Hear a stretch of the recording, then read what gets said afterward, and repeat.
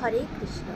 শ্রীমদ্ ভগবদ গীতা অধ্যায় 3 অর্থাৎ কর্মযোগের 36 নম্বর শ্লোকে অর্জুন ভগবান শ্রীকৃষ্ণকে জিজ্ঞাসা করছে যে ভগবান, মানুষ না চাইতেও কেন পাপ কাজ করে, আর সেটার উত্তর ভগবান শ্রীকৃষ্ণ পরের শ্লোক অর্থাৎ 37 নম্বর শ্লোকে দিচ্ছেন।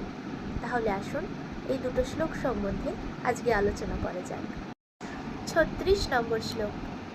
अथ केन प्रयुक्तोऽयं पापं चरति पूरुषः अनिच्छन्नपि वार्ष्णेय बलादेव नियोजितः।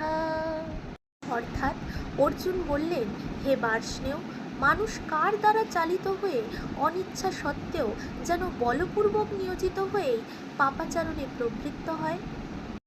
অর্জুন বলছেন, হে কৃষ্ণ, তাহলে মানুষেরা না চাইতেও জোর করে কার দ্বারা প্রেরিত হয়ে পাপ কাজ করে? অর্জুন এখানে ভীষণই ভ্যালিড কোয়েশ্চেন করছে বন্ধুরা। কেন মানুষ কৃষ্ণের কথা অনুসারে চলতে পারে না? কেন তারা পাপ রাস্তায় চলে? কি এমন হয় মানুষদের সাথে যে তারা সঠিক রাস্তায় চলতে পারে না, ভুল রাস্তায় কেন চলে? এবার 37 নম্বর শ্লোকে ভগবান শ্রীকৃষ্ণ উত্তর দিচ্ছেন।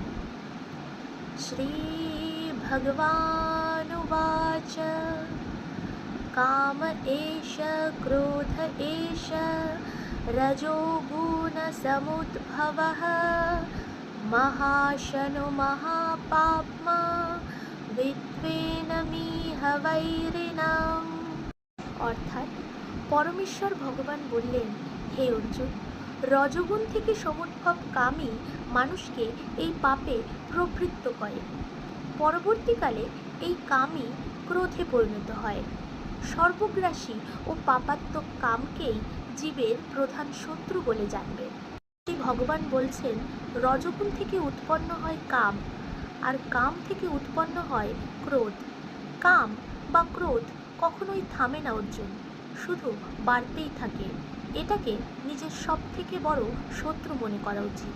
বন্ধুরা, শ্রীকৃষ্ণ বলছেন, আসলে পাপীর পাপ করার কারণ কি?